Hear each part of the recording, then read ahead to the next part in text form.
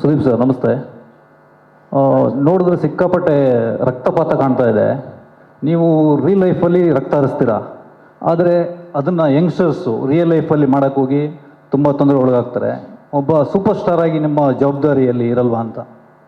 Sir, ನಾನು ಸ್ವಾತಿ ಮುತ್ತು ಮಾಡಿದ್ದೀನಿ, autograph ಮಾಡಿದ್ದೀನಿ, ಮುಸ್ಸಂಜೆ ಮಾತು ಮಾಡಿದ್ದೀನಿ, ಎಂತೆಂಥದ್ದು ಒಳ್ಳೊಳ್ಳೆ ಸಿನಿಮಾ ಮಾಡಿ ಮೆಸೇಜ್ ಎಲ್ಲ ಕೊಟ್ಟೆ. ಎಲ್ಲರೂ ಸೇರಿ ಮನೆಗೆ ಕಳಿಸಿದ್ರು. ಅವಾಗ ಕತ್ತಿ ಮಚ್ಚಿ ಹಿಡ್ಕೊಂಡು ಅವ್ರನ್ನ ತೊಗೊಂಡೋಗಿ ನಂಬರ್ 1 ನಂಬರ್ 2 ಸ್ಥಾನಕ್ಕೆ ಕೂರಿಸಿದ್ರು.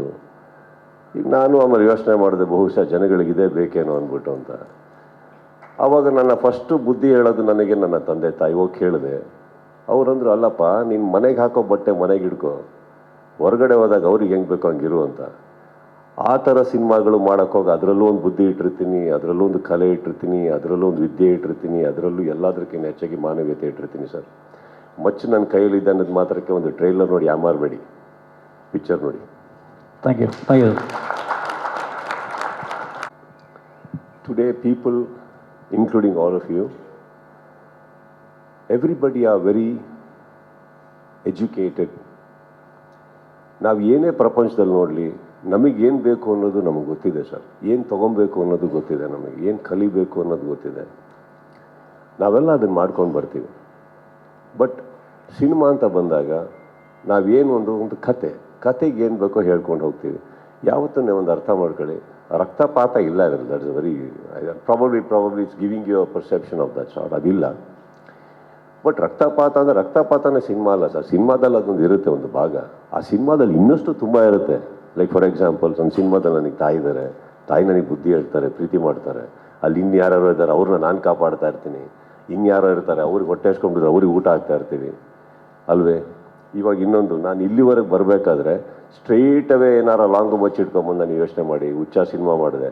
ಯಾರೋ ಓಡಿದ ಆಸ್ಪತ್ರೆಗೆ ಹೋದೆ ಆ ಪಿಕ್ಚರಲ್ಲಿ. ಏನಾರು ಬೈದ್ನ ಕ್ಲೈಮ್ಯಾಕ್ಸಲ್ಲಿ ಯಾರಿಗಾನ ಹೋಗಿ, ಇವತ್ತವರೆಗೂ ಕ್ಲೈಮ್ಯಾಕ್ಸಲ್ಲಿ ಹೋಗಿ ಯಾರು ನನ್ನ ಹೊಡೆದವ್ರು ಹೊಡಿಲೇ ಇಲ್ಲ ನಾನು ವಾಪಸ್ಸು. ಇನ್ನೂ ಓಡಾಡ್ಕೊಂಡಿದ್ದಾರೆ ಮಾರ್ಕೆಟಲ್ಲಿ. ತುಂಬ ಒಳ್ಳೆಯವನು ಸರ್ ನಾನು ಅಂಥದ್ದೆಲ್ಲ ಮಾಡಲ್ಲ. ಯಾರ್ಯಾರಿಗೋಗಿ ಹೋಗಿ ಏನಾಗಲಿ ಮುಂದೆ ಸಾಗು ನೀ ಅಂತ ಹೇಳಿ ಹೇಳಿ ಹೇಳಿ ಹೇಳಿ ಸೊ ಅದನ್ನೆಲ್ಲ ಮಾಡಿ ಮಾಡಿ ಮಾಡಿ ಮಾಡಿ ಮಾಡಿ ಮಾಡಿ ಮಾಡಿ ಮಾಡಿ ಇಲ್ಲಿಗೆ ಬಂದಿದ್ದು ಸರ್. ಇಲ್ಲಿಗೆ ಬರಬೇಕಾದ್ರೆ ಮಾಣಿಕ್ಯ ಅಂತ ಒಂದು ಸಿನಿಮಾ ಮಾಡ್ತೀನಿ ಸರ್. ಮಾಣಿಕ್ಯ ಯಾವ್ದು sir cinema? Actually if you realise, it is nothing but Shanti Nivasa. ಒಂದು ಮನೆ ಒಳಗಡೆ ಹೋಗಿ ಮನೆ ಸರಿ ಮಾಡೋದು.